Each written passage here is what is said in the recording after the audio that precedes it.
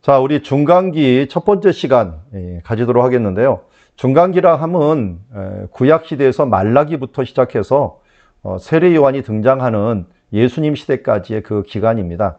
거의 한 400년에 해당하는 부분이라고 얘기를 하지만 어쨌든 이 부분에 있어서 가장 중요한 것은 선지자가 등장하지 않았다는 거예요. 그래서 선지자가 등장하지 않았다는 것은 무엇을 의미하느냐면 이 성경이 안 쓰여지지 않았다는 거죠. 그래서 성경이 쓰여지지 않았기 때문에 어떻게 보면은 무슨 일이 일어났는지를 모르는데 이 기간들을 정말 잘 표현해 준 것들이 예언서죠. 그래서 우리가 중간기를 볼 때는 다니엘서를 보고서 이 중간기를 보면 너무 정말 이렇게 중간기가 이루어졌구나 하는 것들을 다니엘서가 큰 그림 또 세부적인 그림 다 보여주고 또 그리고 참고 자료로 한다면 요세푸스라는 사람이 이 기간 동안에 대한 역사를 자세하게 또 기록을 해놨어요. 그래서 한 2가지 정도가 큰 자료가 되어서 우리가 볼 수가 있고요. 또 하나의 자료는 신약 성경에 이제 간간히 표시되는 뭐 예를 들어서 수전절 같은 그런 절기들이 이 시대에 무슨 일이 있었는가, 또 바리새파, 사두개파 이런 계파들이라든지 세례라든지 이런 부분들도 다 중간기를 거치면서 일어난 일이기 때문에 중간기를 모르고서 우리가 신약 예수님의 시대를 이해하기가 힘들다 하는 면에서 우리가 중간기를 꼭 보면서 우리 좀 힘들지만 뭐 별로 안 본 이야기이긴 하지만 이것을 통해서 우리가 전체적인 신약 정경을 이해하는 데 큰 도움이 되리라 믿습니다. 자, 먼저 이 중간기에서 가장 큰 역할을 했던 나라라고 한다면 저건 헬라 제국이라고 봅니다. 왜냐하면 이 헬라 제국에 주변에 일어났던 일들이 이 중간기에서 가장 큰 역할을 해요. 헬라 제국이 먼저는 영향을 어디서 받았냐면 페니키아라고 하는 그곳에서 알파벳을 전수받고 염색 기술 같은 것들을 전수를 받습니다. 그리고 나서 이 해양 민족이었던 이집트가 이 블레셋이 나타나게 되는데요. 이 블레셋이 또 헬라 제국을 자극을 해요. 헬라를 자극을 해갖고 한쪽으로는 히타이트 왕국을 무너뜨리고 또 한쪽으로는 이집트를 침공시키는 이 블레셋이 어떻게 보면 헬라와의 관계에서 또 나온 사람들이었다 하는 것을 알 수가 있고요. 또 헬라를 또 자극했던 곳이 어디냐? 바사라고 하는 페르시아의 전쟁이죠. 자, 페르시아가 헬라를 침공을 하는데 지금에 있는 터키에 있는 동부 쪽에서는 이미 바사가 다 정복을 했지만 그리스에 해당하는 마게도냐와 또 이 아가야 지방에 해당하는 이 부분들은 우리 두 도시가 큰 전투를 했죠. 이 마라톤 전투는 아테네하고 전쟁을 한 것이고요. 그 다음에 주전 480년은 아수르에하고가 살라미 전투가 한 건데 이때 주도적인 역할을 했던 건 스파르타입니다. 스파르타. 물론 연합군이긴 하지만 도시로 치자면은 주전 490년은 아테네가 주도적으로 했고요. BC 480년, 10년 후에는 스파르타가 주도적인 역할을 했다라는 것을 알 수가 있습니다. 어쨌든 페르시아를 2번 크게 막아내게 됩니다. 그리고 나서 알렉산더가 등장을 하면서 이제 헬라가 팽창을 하죠. 그 전까지는 뭐 도움을 받고 자극을 받고 어떻게 보면은 침략을 받았지만 알렉산더 때는 이걸 확장이 됩니다. 그래서 외우기도 좀 쉬운데요. 주전 333, 외우기 쉽죠. 333 이수스 전투라는 곳을 통해서 이 알렉산더가 이제 바사 페르시아 왕국을 이기면서 이 승기를 잡기 시작합니다. 그리고 나서 2년 후에는 아르벨라 전투에서 결국은 다리오 3세라고 하는 왕을 이기고 그가 부하들에 의해서 피살이 되면서 바사가 무너지는 것을 보게 됩니다. 그런데 알렉산더가 이제 그 젊은 나이에 바벨론에서 죽게 돼요. 정복 활동을 끝나고 돌아오는 길에 죽게 되죠. 그러면서 왕국이 분열이 돼갖고 4가지로 분열되는데 성경에서는 특별히 북방왕과 남방왕으로 구분을 하고 북방왕은 셀류쿠스, 남방왕은 프톨레미 왕조라고 부르게 됩니다. 자, 그러다가 헬라 왕국이 무너지고 로마로 가기 직전에 한 100년 동안 이 마카비 혁명이 일어나고 하스모니아 유대 왕조가 독립왕조가 처음으로 일어나는 결과를 가지게 됩니다. 자, 이런 큰 그림에 이 그림을 잘 보여주는 게 다니엘서입니다. 다니엘서 78페이지 오면 이 도표가 나오는데요. 이 다니엘서에는 바벨론 왕국과 바사 왕국, 헬라 왕국, 로마 왕국, 하스모니아 왕국은 이 다니엘서에서는 이제 세부적인 부분들을 나올 때는 나오고요. 그리고 큰 그림을 나올 때는 이 제국이 나오는데, 하나님께서 그 전까지는 이 제국에 대한 부분들을 드러내지 않다가 다니엘서에서부터 시작해서 앞으로 제국 시대가 시작될 것이다 라는 걸 알려줘요. 근데 이 제국이 결국 무슨 역할을 했나 봤더니, 바벨론은 디아스포라를 통해서 회당과 여호와의 종교 세계화, 그리고 구약 성경을 체계화하는 일들을 만들게 되고, 바사는 고레스의 다신교 정책으로 성전 건축과 제사장 득세, 그리고 종교의 자유가 생기게 되는 것을 보게 됩니다. 헬라는 언어의 통일뿐만 아니라 이 구약 성경이 언어 때문에 70인경으로 번역이 되고, 여기다가는 적지 않았는데 아주 중요한 이제 그 복음을 전파할 수 있는 현장을 헬라가 만들어주죠. 그게 아고라입니다. 아고라. 거기에다가 이제 원형 극장이라든지 이런 데를 만들어주면서 헬라를 통하여 민주적으로 어디에서나 누구에게나 이제 성경을 전하고 말씀을 전할 수 있는 결과가 가져오게 되죠. 그래서 이 다니엘서 후반부에 보면은 헬라에서 로마로 넘어갈 때 하스모니아가 등장하는 것을 이야기합니다. 그가 이제 수전절을 통해서 독립을 하고, 그리고 종파가 형성이 되는데 바리새파, 사두개파, 에세네파라고 하는 종파가 형성이 되고, 그 이후에 로마가 들어오면서 로마가 평화주의 정책, 팍스 로마를 통해서 복음이 평안하게 모든 지역에 전파될 수가 있었고요. 그리고 도로까지 정비되면서 전도여행, 그리고 법이 완성이 돼가고 법치주의가 되면서 복음 전파가 어디든지 합법화되는 결과를 가져온 것. 이 도표만 알아도 큰 그림을 그릴 수가 있습니다. 자, 그 부분들을 지도를 통하여 우리가 보면 이렇게 됩니다. 베니게가 헬라 왕국이었던 곳에 영향을 줄 때 갑돌이라는 곳에 영향을 주죠. 이 갑돌은 크레테, 요새는 크레테라고 부르는 지역이었는데 성경에서는 갑돌 혹은 그렛이라고 이름을 붙이게 됩니다. 이곳에서 있었던 사람들이 영향을 받아갖고 이 헬라 쪽에 영향을 줍니다. 특별히 언어적인 영향을 주고, 미노아 문명이라고는 문명에 대한 혜택도 이들에게 주는 것을 보게 됩니다. 그러다가 여기에서 아마도 이제 역사학자들을 통하여 알려진 거로는 큰 폭발이 일어납니다. 쓰나미가 일어나고 화산 폭발이 일어나면서 문명에 있었던 사회가 위기를 맞아갖고 해양 문명이 퍼지게 됩니다. 그래서 이들이 이 사방으로 퍼지게 되는데, 지금 해양 민족이라고 글씨 써놓은 것은 애굽으로 보이고, 나머지 화살표는 히타이트 왕국이라는 헷 왕국으로 가면서 헷 왕국은 거기에 무너지고, 해양 민족이라고 쓴 것은 애굽으로 들어왔는데 애굽은 이것을 어느 정도 버텨냅니다. 람세스 3세라는 사람이 버텨내고, 그 사람들을 어디로 몰아버리냐면 가나안 쪽으로 몰아버리면서 이들이 블레셋이 된 것을 봅니다. 여러분, 블레셋이라고 하는 이 뜻은 이 팔레스타인이라고 이름을 부르죠. 팔라트라고 하는 말은 도망자라는 뜻을 갖고 있어요.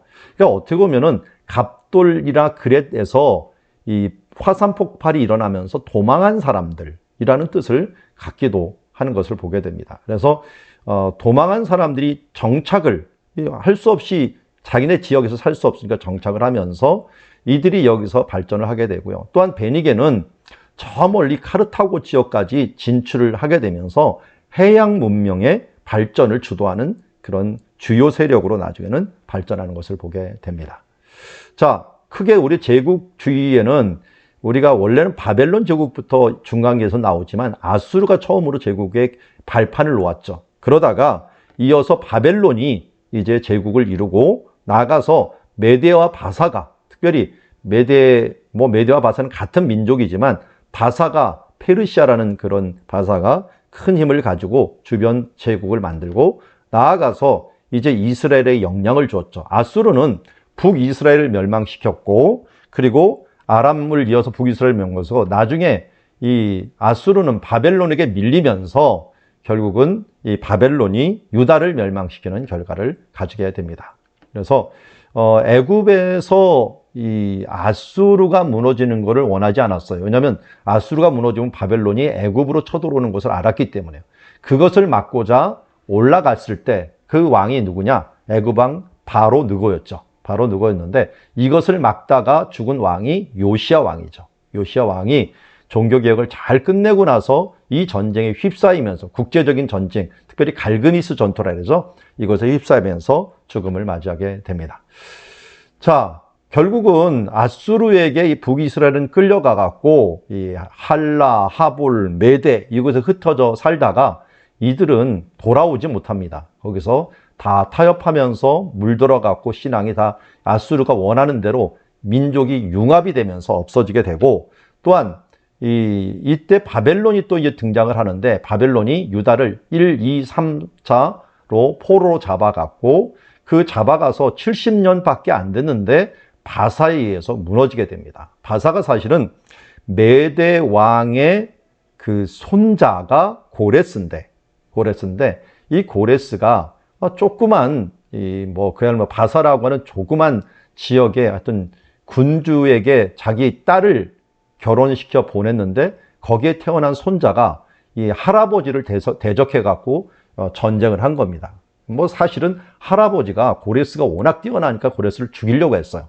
그런데 고레스가 이것을 뛰어넘어서 그의 할아버지를 치고 그를 죽이지는 않습니다. 유배를 시켜버리고 정권을 잡게 되죠. 그게 정권을 잡고 또 어디로 갔느냐? 저 멀리 있는 사대로 갔는데, 여기가 바로 루디아라고 하는 나라 지역이죠. 루디아. 그래서 우리 자주옥감장사 루디아는 사람 이름이라고 보기에는 지역 이름 루디아댁 이렇게 부르지 않았을까, 이렇게 추정할 정도로 이 지역을 고레스가 전쟁에서 차지합니다. 그래서 영어로는 리디아 왕국이라고 부르죠. 거기에 수도가 사대였고요.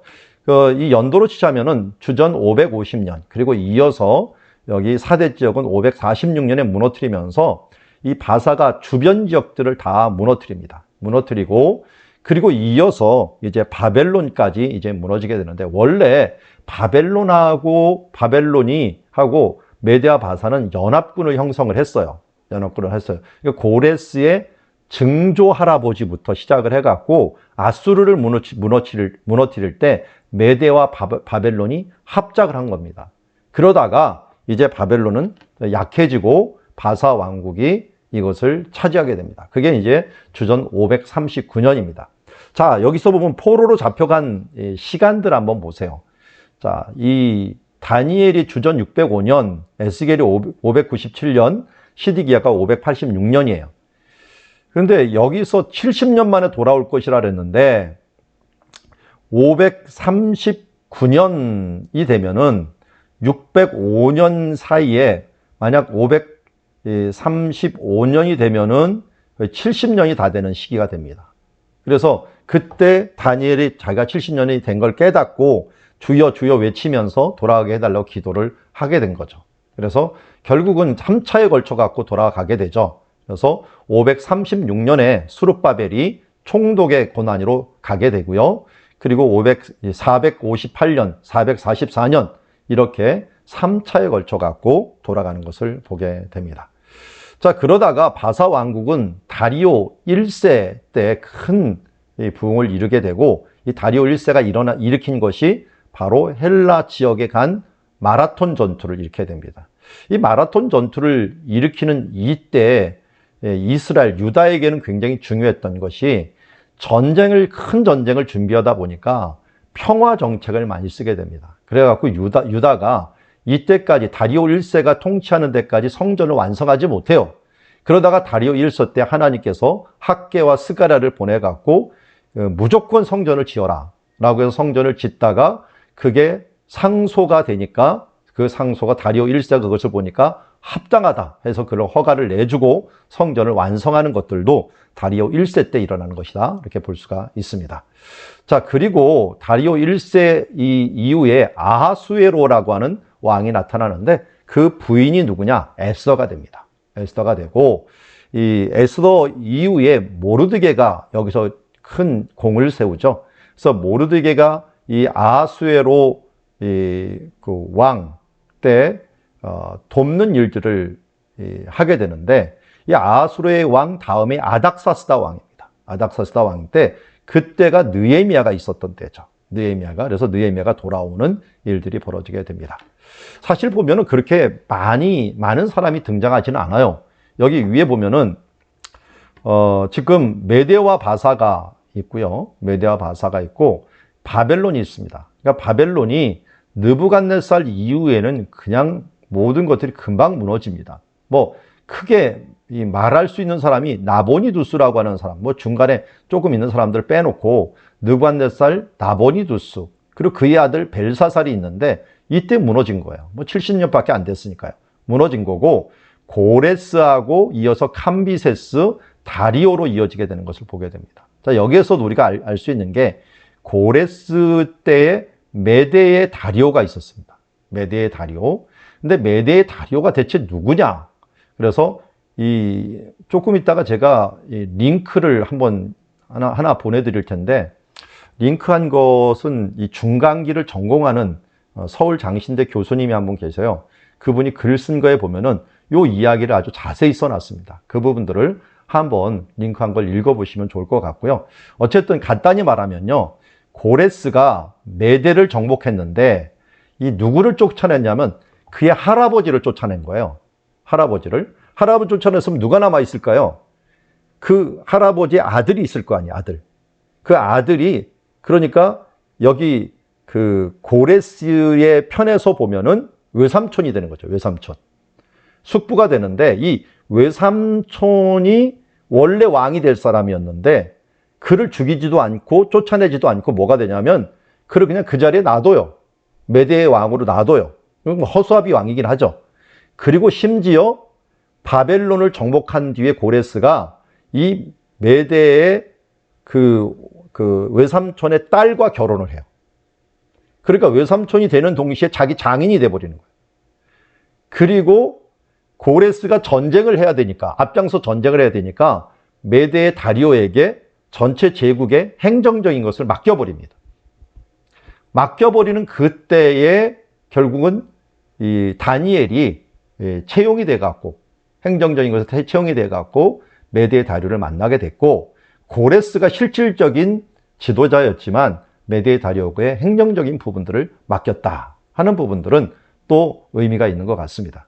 그러면서 고레스 때 정책이 종교의 자유를 주면서 성전이 일어날 수 있는 그런 재건이 시작이 되다가 중간에 한번 또 중지가 되었다가 다리오 때 516년에 20년에 재건이 되어서 516년에 완성이 되는 것을 보게 됩니다. 자, 이것만 봐도 어느 정도 큰 그림을 볼 수가 있고요. 다리오 1세가 있고 아하수에로, 아닥사스다. 이 사람들만 외우면 캄비세스까지는 우리가 외울 필요는 없지만 성경에 나오는 이름이 고레스, 다리오 1세, 아하수로의 아닥사스다. 거기다가 메대의 다리오. 이렇게 아시면 좋을 것 같습니다. 그래서 어떤 학자들은 이 다리오가 이 사람 이름이 아니라 어떤 큰 지역을 다스리는 왕 명칭이 아닐까 이렇게 보는 사람들도 있습니다. 어쨌든 큰 그림을 한번 보고 이제 성경으로 한번 들어가 보죠. 이 이야기를 성경에서는 어떻게 풀어갔는가 하는 걸 봅시다. 다니엘서 9장 9절에 보면은 다니엘이 여기에서 기도를 하죠. 기도를 합니다. 539년경에 자기가 70년이 찼다는 것을 이제 알게 되면서 이 70년 만에 이런 예루살렘의 황폐함이 그치리라 하는 그 예언을 듣고 주여 주여 주여 하면서 간절히 기도했던 것을 보게 됩니다. 이렇게 예레미야 29장 10절의 이 예언의 말씀을 지금 다니엘이 잘 알고 있었다 하는 것을 알 수가 있고요. 그러다 보니까 다니엘서를 잘 보면 이 어려운 시기에 대한 부분들을 예언적으로 눈에 보듯이 형상으로 많이 알려줬습니다. 그래서 먼저 다니엘에게 보여준 게 아니라 느부갓네살 왕에게 꿈을 꾸게 하죠. 그래서 느부갓네살이 큰 신상을 보았는데 그 신상의 머리는 금, 은, 놋, 철과 진흙이라고 되어 있는데 이 부분들을 해석을 해줬죠. 해석을 해줬는데 무슨 해석입니까? 금은 바벨론이고 은은 그 다음 나타날 나라 메디아 바사고 그 다음 나타날 나라가 헬라 그리고 그 다음 나타날 나라가 로마. 그 로마가 여러 이 열왕들에게서 이제 팍스 로마나를 하면서 분리 정책을 했죠. 분리 정책을 하면서 총독을 세우고 이런 분봉왕을 세우는 정책을 했던 이 열국, 이런 일이 있을 때 뜨인 돌 하나가 와갖고 이것을 꽝 치는 것입니다. 이 뜨인 돌은 당연히 예수 그리스도를 의미합니다. 그래서 이런 제국이 일어날 것이다 라고 하는 부분들을 여기서 얘기했고, 뜨인 돌이 와갖고 어떻게 보면 예수님이 오셔서 이 모든 제국을 무너뜨리고 그곳에서 이 서실이라, 어떻게 보면 하나님께서 이 환경을 만드셨다라는 것을 알 수가 있습니다. 자, 그 먼저 바벨론에 대한 부분을 우리가 좀 이미 구약에서 보았으니까, 이 중간기에서 중요한 것 중에 하나가 지금 에스라서에 나오는 여기 있는 고레스의 원통형 비문. 이게 제가 이 대형박물관에서 찍은 건데요. 지금 여기 발견된 걸 한번 보십시오.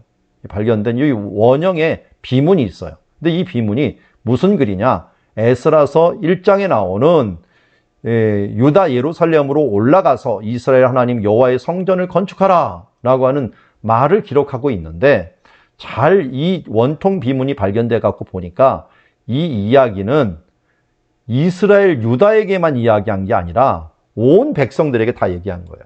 그래서 바벨론에게 포로 잡혀 있었던 모든 사람들이 다 모든 각 지역에 들어가고 자기 신에게 신을 섬기고 신에게 예배하기 위해서 신전을 짓고서 그들을 섬기고 거기서 우리를 위해서 기도하라. 이 바벨론은 그전에는 신들을 다 잡아왔는데 이제는 신들을 풀어주면서 그곳에서 우리를 위해서 기도하라 하면서 정치적인 것만 타치할 테니까 종교적인 것은 이때 자유를 주겠다라고 하는 것이 에스라서 1장에 나오는 올라가서 너희의 하나님 여호와의 성전을 건축하라. 그는 예루살렘에 계신 하나님이시니라 하면서 이 다신교 정책을 어떻게 보면 인정하는 부분들이 여기에 나오는 것을 보게 됩니다. 자, 이렇게 갖고 다신교가 이제 생기게 된 것들은 이런 비문을 통해서도 어떻게 보면은 이제 언급이 됐고 이루어진 것을 보게 됩니다. 우리 메대의 메대와 바사의 고레스가 이것을 결정을 했지만, 방금 제가 말씀드린 것처럼 메대의 다리오가 실질적으로 이런 나라를 다스리는 통치를 하게 되는 것을 보게 됩니다. 힘은 고레스에게 있었지만 어떻게 보면은 행정적인 것을 맡겼다고 했죠. 그때 우리가 잘 아는 것처럼 이 메대의 다리오 때 다니엘이 사자굴에 들어가는 일들, 이런 일들도 있었고, 그리고 총리로서 역할들을 했던 것을 보게 됩니다. 그래서 다리오 왕 때 그가 형통을 했다라고 하는 부분들을 이야기하고 있습니다. 자, 그랬으니까 이 메데아 다리오는 어떻게 보면은 하나의 이제 서브라고 하고요. 실제적으로 고레스죠. 그래서 여기에 보면 메데와 바사의 왕국의 아주 큰 그림을 한번 보겠는데, 한 559년 정도에 일어나갖고 530년까지 있었던 고레스는 고레스가 539년에 결국은 이 바벨론을 정복하고 538년에 칙령을 냅니다. 칙령을 내갖고 모든 사람들에게 종교의 자유를 주죠. 그러다가 고레스는 전쟁에서 죽죠. 저 북방 유목민과 싸우다가 전장터에서 전사를 합니다. 그러면서 530년에 전사를 하면서 그의 아들 캄비세스가 이제 뒤를 잇게 되는데요. 캄비세스는 뭐 한 12년밖에 통치를 안 했지만 아니죠. 한 8년밖에 통치를 안 했지만 이집트를 정복하는 아주 쾌거를 이루게 됩니다. 이집트. 그래서 이집트를 완전히 그의 손아귀에 넣고, 이집트가 이때부터는 어떤 세대가 되어버리냐면 페르시아의 연대기에 들어가 버려요. 페르시아에. 그러니까 바사의 연대기에 들어가면서 이 이집트 이 연대를 기준으로 할 때 이때부터는 이제 바사 때는 이집트가 바로 바사 왕국에 들어가 버리는 역사가 일어나게 되죠. 그런데 이 캄비세스가 이집트를 정복하다가 이집트 신전에서 살해가 됩니다. 살해가 되면서 왕이 죽었다는 걸 이 내시들이 안 알리고요. 내시가 안에서 공작 정치를 한 거예요. 그게 한 1년을 버틴 거예요. 그러다가 다리오라고 하는 이 고레스의 이제 할아버지죠. 할아버지의 이 왕족에 해당하는 거기서 나온 다리오 1세가 이제는 이것을 알고 이 내시들을 물리치고 가짜 왕을 없애고 자기가 이제 왕에 등장을 한 겁니다. 그러니까 한마디로 뭐 고레스의 피는 아니에요. 피는 아니지만 어떻게 보면 그 할아버지에 해당하는 어떤 집안이라고는 할 수 있으니까 다리오 1세가 이 정권을 잡고 이때 큰 부흥을 이루면서 우리가 잘 아는 마라톤 전투했고 학계와 스가랴가 등장을 한다라는 것을 알 수가 있고요. 이어서 이 다리오 1세가 전쟁을 하고 크게 490년에 전쟁을 했지만 결국은 승리를 못 거두고 그 아들에게 유언을 남긴 거예요. 그래서 그 아들이 10년 있다가 이제 살라미 전투라는 것을 행하게 됩니다. 그 살라미 전투에서도 아하수에가 실패를 하고 돌아오면서 이 칩거를 하면서 건축에만 굉장히 힘쓰게 되는데 그때 왕비라든지 그 주변 사람들이 이 아하수에를 못마땅히 여겼겠죠. 승리를 못했으니까. 거기에다가 또 어떤 일이 있었냐. 자기가 실제적으로 자기 집안 사람들을 믿지 못하는 결과를 가져옵니다. 그러면서 에스더라고 하는 외국인의 부인을 자기 부인으로 두면서 이제 살라미 전투 이후에 에스더가 결혼을 해갖고 유대인이 득세를 하는 결과를 가져오게 됩니다. 아닥사스다 1세가 그 뒤에 일어나겠는데요. 이 아닥사스다는 이 에스더에 있었던 방금 말씀드린 모르드게가 추천해 주었던 에스라나 느헤미야 같은 사람들이 왕궁에서 아주 중요한 역할을 감당을 하면서 아닥사스다 때 이 성전은 다리오 1세 때 완성이 되고 아닥사스다 1세 때는 성벽이 예루살렘 성벽이 완성되는 것을 보게 됩니다.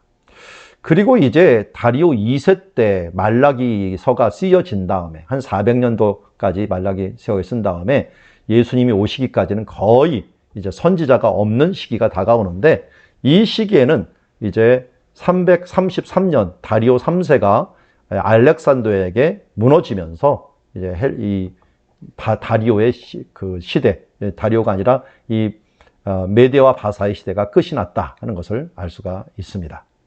자, 이렇게 하는 전투 중에서 우리 큰 전투 아까 말씀드린 두 개의 전투가 있다 그랬죠. 하나는 뭐라 그랬습니까? 하나는 여기에서 쳐들었고 마라톤 전투가 주전 490년. 그리고 아하수에로 왕이 이렇게 돌아갔고 아테네를 정복하고 스파르타까지 가는 길에 살라미 해전에서 지면서 이 살라미 해전을 자세히 그려놓은 건 이렇게 됩니다. 우리나라 뭐 한산대첩 이런 거 굉장히 비슷한 전투라고 할 수가 있죠. 더 많은 군대가 있었지만 이런 좁은 곳을 이용을 해갖고 살라미 해전을 승리했던 그런 전투가 주전 480년에 있게 되는 것을 보게 됩니다. 아주 고대 전쟁 중에서는 최고의 전쟁으로 4대 해전 중에 최고의 전쟁으로 뽑히는 것이라고 할 수가 있습니다. 이게 두 개의 전투가 성경하고 무관하지 않다. 이거는 다리오 1세 성전을 완성시킨 그때 있었던 왕이요. 살라미 해전은 에스더의 어떻게 보면 남편이 되었던 그 왕이 일으켰던 전쟁이었다 하는 것을 우리가 알면 성경과 연관돼서 역사를 우리가 알 수가 있습니다. 이 아하수로의 왕이 전쟁했던 것은 뭐 영화로는 스파르탄 300으로 알려져 있는 전투로 나와 있고 이 사람을 아하수에로로 그렸는데 이건 좀 심하게 했더라고요. 이거 흑인도 아닌데 그 사람은 이란인과 비슷했다라는 걸 알 수가 있습니다.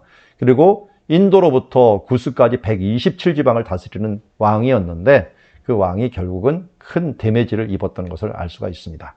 그러다가 이 헬라가 계속 침공을 당했어요. 크게 두 번 침공을 당하다가 이제 헬라의 알렉산더가 이것을 역전시키는 일들을 위해서 이제 전쟁을 시작을 하죠.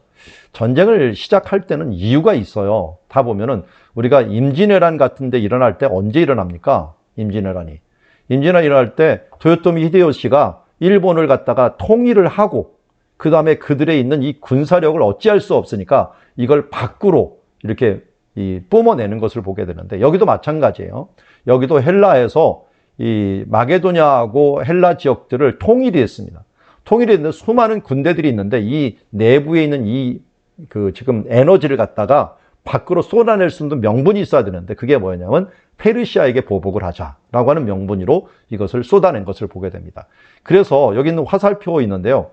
여기는 이수스라고 하는 전투에서 승리를 거두면서 큰 승리를 이제 이루게 되는데요. 한번 볼까요? 여기에 이수스라는 전투를 그려놨는데 여기 알렉산더고 여기가 그 다리오 3세 전투예요. 여기에서 일어났던 전투를 그리고 있는데 이게 이제 어디서 발견했느냐? 로마에 있는 여기 이렇게 폼페이라는 곳이 있어.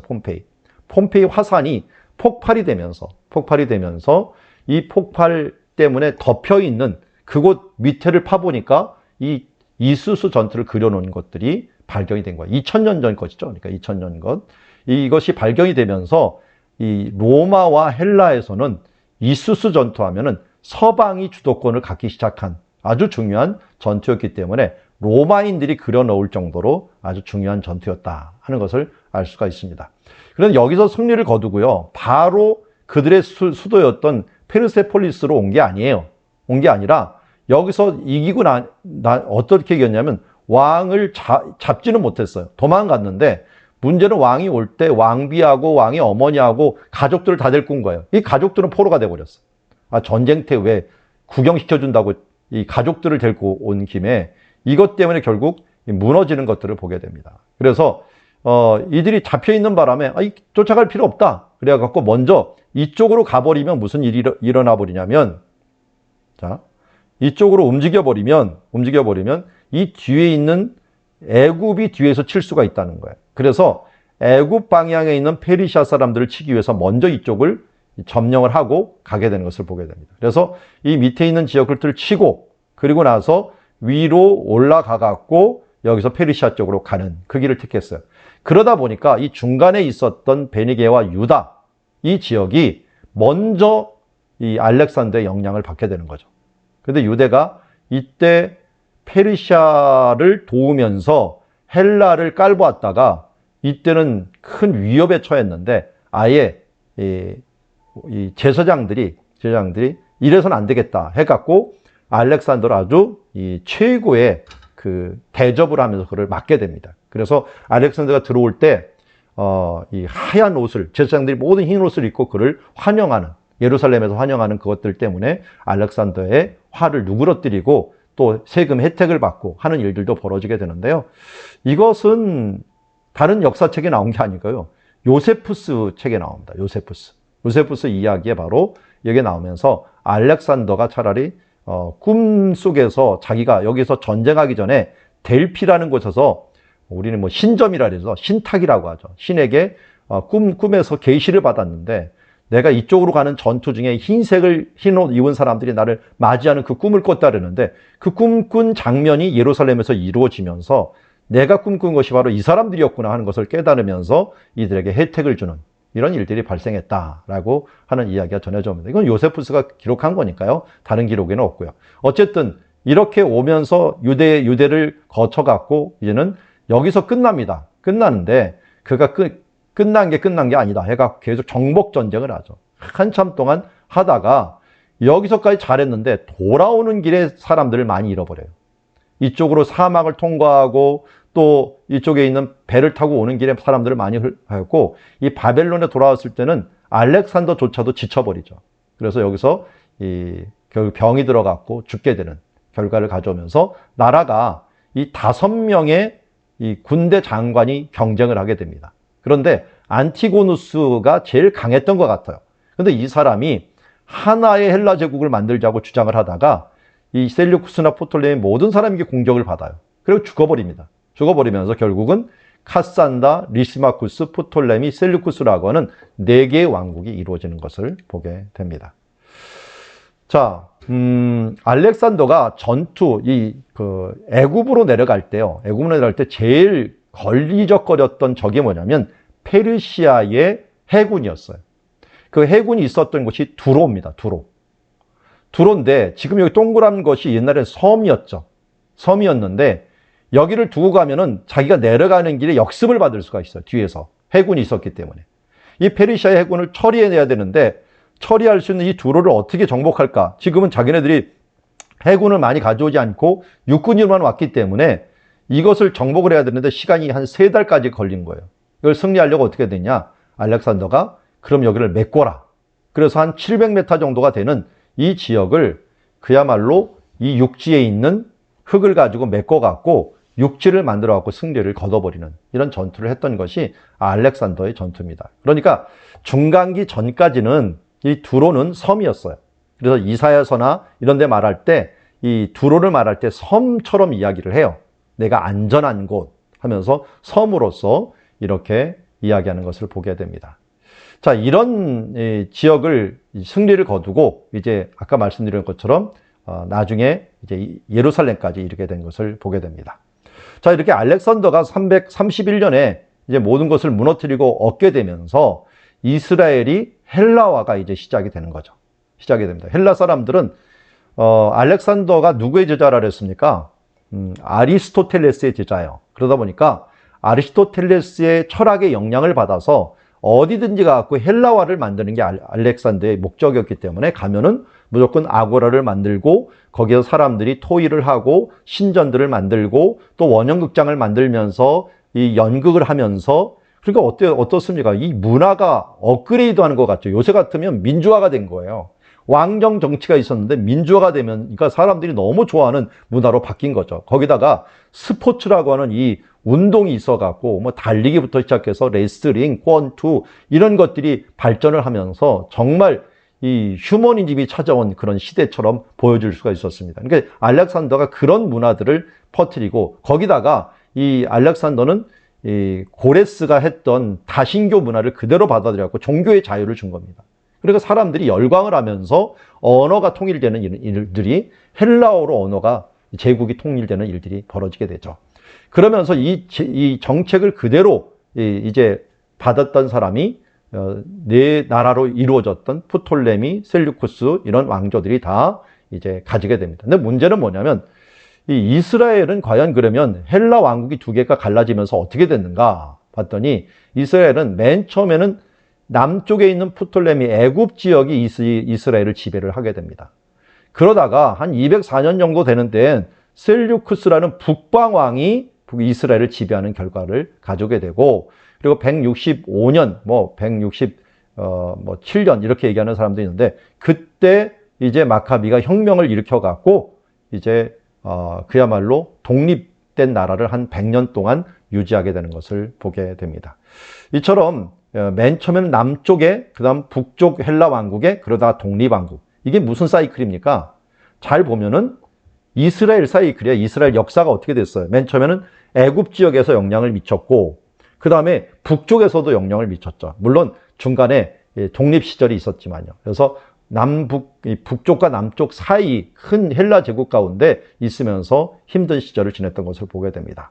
그러니까 예수님이 오시기까지 우리가 잘 아는 것처럼 이 금은 노철 있는데 바벨론, 바사와 메데 그리고 헬라가 있었는데 이들이 그야말로 예수님이 오시기 전에 이런 놀라운 준비들을 사실은 다 해놓게 되었다라는 것을 알 수가 있습니다. 자, 이것만 이 다니엘서에서 얘기한 게 아니에요. 이 신상만 얘기한 게 아니라요. 잘 보면 7장에는요. 동물로 이것을 표현을 해요. 그러니까 이 3번 이상을 계속 강조하게 됩니다. 여기 사실 4번이죠. 아까 2장에서 중간기를 얘기했고요. 7장에서 한번 얘기하고요. 또 8장에서 얘기하고요. 11장에서 얘기합니다. 그러니까 다니엘서는 중간기의 이야기를 꽉 채워 있는 그런 성경이다라고 말할 수가 있어요. 그래서 이 바벨론의 특징을 사자와 같다. 근데 독수리가 날개 있는 것처럼 이때가 그렇지만 그 날개가 뽑혀 그 땅에 돌려서 사람처럼 두 발로 서게 함을 받았으니 또 사자의 마음을 사람의 마음을 받았더라 하면서 이때 바벨론의 특징을 얘기했어요. 그 다음에 이 메데아 바세의 특징은 어디예요? 곰과 같다라고 얘기를 했고요. 그리고 이 헬라 지역의 왕국은 표범과 같다. 표범인데 표범의 특징이 뭡니까? 곰은 굉장히 힘이 세지만 이 표범은 굉장히 빨라요. 새의 날개 4시 있었다라고 있고요. 머리 4시 있었다라고 하는 것들은 나라가 4개로 갈라졌다라고 이야기합니다. 그러다가 7절에 보니까 무섭고 놀라우며 또 매우 강한 짐승. 이런 짐승이 어떤 짐승입니까? 매우 강한 짐승이 나타나는데 로마가 등장하는 것을 이야기하는 것을 보게 됩니다. 그렇지만 이것을 다 통제하는 분은 누구예요? 옛적부터 항상 계시니 아까는 이제 뜨인 돌이라고 했는데요. 그분이 계시면서 이분이 통치하는 나라로 이것이 돌아갈 것이다 라고 하는 부분들을 7장에서 얘기합니다. 8장에서는 또 뭐라고 얘기했느냐? 8장에서는 이 두 가지만 얘기해요. 메데 왕국과 그리고 헬라 왕국, 메데와 바사 왕국과 헬라 왕국을 얘기하는데, 여기는 곰이라고 얘기했다가 여기는 수양으로 얘기하고, 이쪽은 표범으로 얘기했다가 수염소라고 표현을 하게 됩니다. 그래서 이 메데와 바사, 헬라 왕국을 또 다른 모습으로 이렇게, 여기는 이제 들짐승의 모습이라 한다면 여기는 집짐승의 모습으로서 표현을 하는 모습을 봅니다. 그러니까 뭐 비율로서 너무 많을 한 거죠. 그래서 8장에 보면 이렇게 얘기해요. 자, 여기서 보면 8장에 오면은 다니엘에게 처음 나타난 환상 후 벨사살 왕 제3년에 다시 환상이 나타났다라고 하면서 3절에 보니까 내가 눈을 들어 본즉 강가에 두 뿔 가진 수양이, 그 두 뿔이라고 하는 것은 메데와 바사였는데 두 뿔 중에 하나가 길어요. 이건 바사죠. 바사. 다른 뿔보다 길었고 그 긴 것은 나중 난 것이다 라고 하는 것은 메데보다도 늦게 일어났지만 강한 왕국이었다라는 것을 알 수가 있고요. 그리고 나서 5절에 보니까 내가 생각할 때 수염소 하나가 등장했는데 헬라의 알렉산더죠. 알렉산더가 얼마나 빠른지 그전에는 표범이라고 했잖아요. 단거리 선수죠. 땅에 닿지 아니하며 그 염소의 두 눈 사이에는 현저한 뿔이 있었다라고 합니다. 이 현저한 뿔은 알렉산더의 뛰어남이죠. 한 사람의 뛰어남으로 이 왕국이 대단했다는 것을 알 수가 있고요. 이 수염소가 누구를 이기는 겁니까? 수양을 이기는 거예요. 이 6절에 보니까 두 뿔 가진 수양 곧 내가 본 바 강가에 있던 양에게로 나가되 분노한 힘으로 그들에게 달려가니 당해낼 수가 없는 거예요. 당해낼 수가 없어갖고 그를 짓밟으나 수양을 그 손에서 벗어날 자가 없었더라. 그런데 8절에 보니까 이제 수양의 한 뿔이라고 하는 힘과 능력, 왕을 얘기하죠. 그래서 수염소가 스스로 심히 강대하여 가더니 강성할 때 그 큰 뿔이 꺾이고 그 대신에 현저한 뿔 넷이 하늘 사방을 향하여 나면서 네 장군이 네 나라를 이루게 되었다라는 걸 알 수가 있습니다. 여러분, 성경에서 계속 뿔 얘기가 나오는데 뿔과 함께한 걸 한번 좀 엮어볼까요? 엮는 걸 저는 좋아하는데 맨 처음에 뿔이 어디에서 많이 등장을 합니까? 기름 부을 때 뿔에다가 기름을 넣어갖고 다윗도 이렇게 기름을 붓죠. 그러니까 어떤 권위, 힘을 그에게 부여할 때 이 기름과 함께 뿔에다가 기름을 넣어갖고 이것을 해주기도 합니다. 또 뿔은 나팔을 불어갖고 어딘가에 뭔가 알려주면서 사람들을 통솔하는 데 사용했던 역할도 해주었습니다. 이게 신약으로 넘어오면서 어떻게 됩니까? 신약으로 넘어오면서 요한계시록에서 뿔이 굉장히 많이 나오죠. 그래서 일곱 뿔, 뭐 몇 뿔 하면서 나오는데 사탄이 일곱 머리에 10뿔이라고 얘기를 해요. 그러니까 우리보다도 10배 강한 존재다라고 하는 부분들을 이야기하는 것을 보게 됩니다. 그래서 뿔은 힘을 상징하는 일들로 이미 다니엘서부터 얘기했는데 이 묵시록, 구약의 묵시록이었던 어떻게 보면 다니엘서가 신약의 묵시록과 거의 비교가 되면서 같이 이 상징적인 것이 연결이 되는 부분들을 보게 됩니다. 자, 이렇게 네 나라로 왕이 갈라졌는데 9절에 보니까 어떻게 됩니까? 그전 한 뿔에서 또 작은 뿔 하나가 나서 남쪽 프톨레미와 동쪽 셀류쿠스 또 영화로운 땅을 유다 땅을 향해 심히 커졌다라고 이야기하고 있습니다. 프톨레미 왕조와 셀류쿠스 왕조라고 하는 것이 남쪽과 북쪽으로 나타나갖고 영화로운 땅 북쪽을 향하여 심히 커지면서 그 사이에 어떻게 보면은 껴있는 땅이 되어버렸다. 그런데 11절에 보니까 나중에 한 군대가 일어나서 아마 이 셀류쿠스 왕조예요. 이 셀류쿠스 왕조의 안티오쿠스 4세가 일어나갖고요. 매일 드리는 제사를 없애버렸고 그 성소를 헐어버리는 일까지 되었다라는 것을 우리 이 8장에서 이야기하는 것을 보게 됩니다. 이렇게 우리가 여기 있는 맨 처음에는 프톨레미 왕조가 있다가 셀류쿠스 왕조가 일어나면서 이들이 제사를 금지시키는 일들이 벌어지게 된 것을 보게 됩니다. 자, 우리가 이제 조금 더 세부적으로 들어가서 알렉산더부터 한번 좀 더 보겠습니다. 알렉산더가 어디 출신이냐? 여기 데살로니카라는 거 우리가 잘 아시죠? 데살로니카에서 한 30km 이 평원입니다. 이게 평원. 데살로니카 평원이 있는데 평원에 있는 펠라 출신입니다. 펠라 출신이고 이 펠라에서 이쪽으로 한 뭐 10km 정도, 15km 정도 떨어진 베르기나라고 하는 지역이 아리스토텔레스의 고향입니다. 아리스토텔레스가 펠라로 와서 어린 시절에 자랐어요. 왜냐하면은 그의 아버지가 이 왕의 주치의였습니다.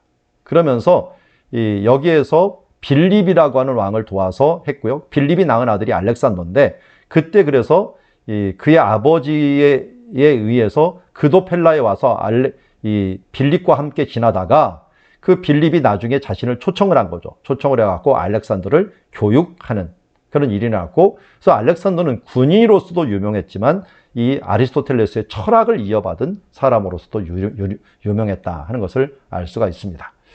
자, 알렉산더가 전쟁을 하다가 죽은 이후로 네 나라가 갈라지게 되었고요. 우리가 쉽게 말해서는 헬리쿠스는 북방왕, 이 프톨레미는 남방왕, 요 사이에 유다가 껴 있었다 하는 것을 알 수가 있습니다.